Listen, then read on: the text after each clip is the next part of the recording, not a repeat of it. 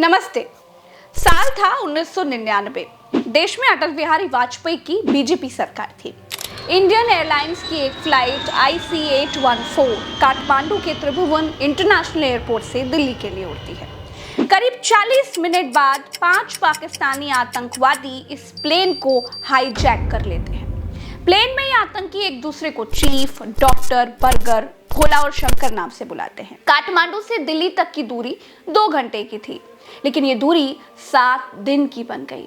7 दिन तक भारतीय यात्रियों से भरा प्लेन पाकिस्तानी आतंकी हाईजैकर्स अपने पास रखते हैं।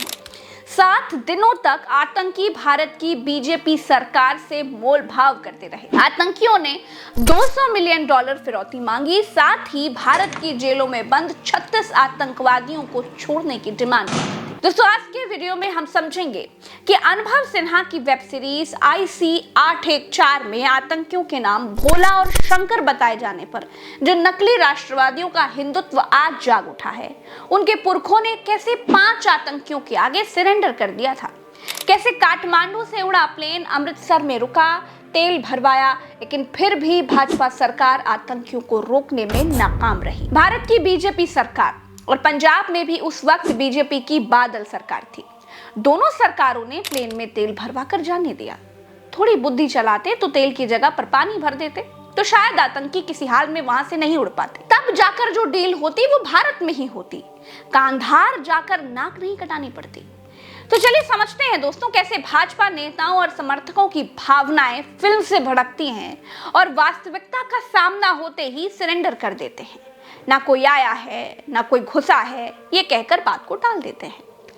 इस वीडियो में हम समझेंगे कि आतंकियों के नाम वेब सीरीज में हिंदू क्यों बताए गए हैं। तो दोस्तों, जिन 5 आतंकवादियों ने भारत के एयर इंडिया का प्लेन हाईजैक किया था, उनके असली नाम है मसूद अजहर, अहमद ओमर सईद और मुश्ताक अहमद जरगर।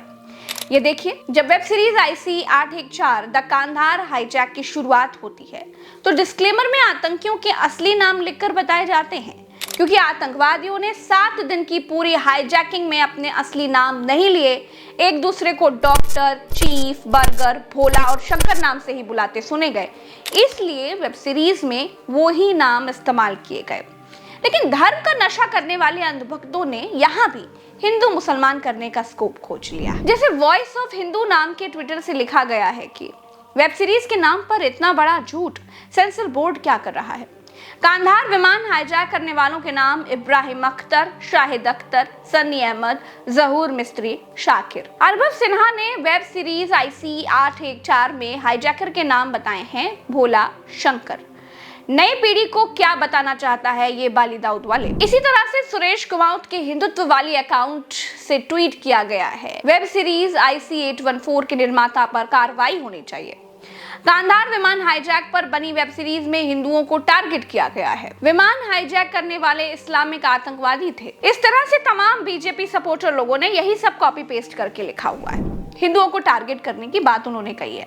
आप ये देखिए, इसको देखिए, यहाँ देखिए, ये भी देखिए, ऐसे बहुत सारे हैं दोस्तों। भक्त लॉबी को दिक्कत इस बात से नहीं है कि देश में बीजेपी की सरकार थी, पंजाब के अमृतसर में भी बीजेपी की ही सरकार थी, फिर भी आतंकी हाईजैक किए गए प्लेन में अमृतसर में तेल भरवाकर लाहौर चले गए, फिर लाहौर से कांधार उड़ गए।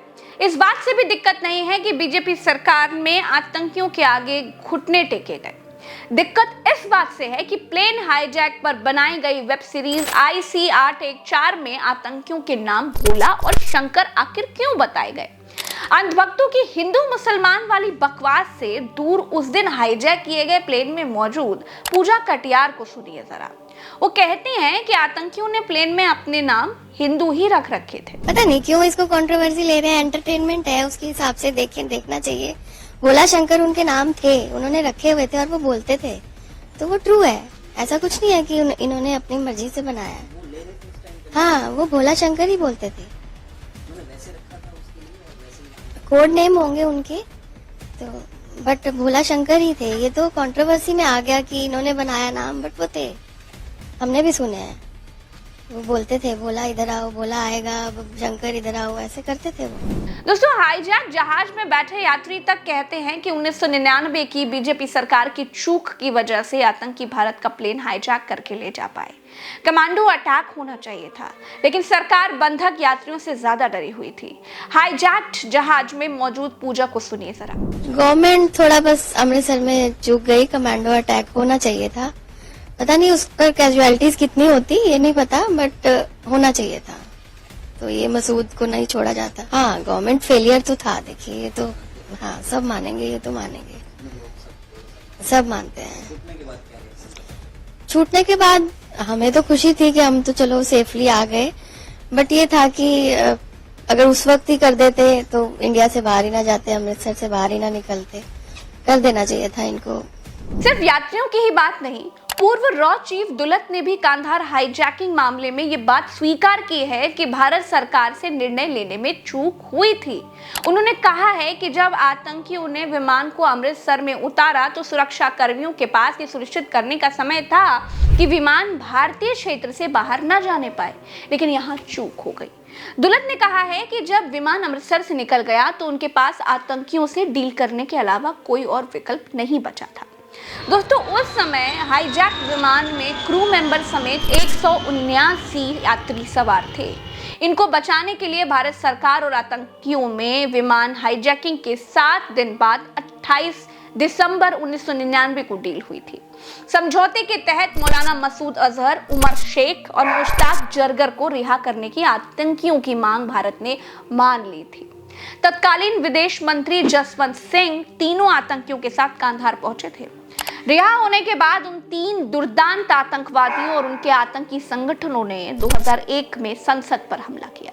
2002 में पत्रकार डेनियल पर्ल को अगवा कर उनकी हत्या की। 2008 में मुंबई पर हमला किया, 2016 में पठानकोट पर हमला किया और 2019 में पुलवामा के जघन्य आतंकी हमले को अंजाम दिया।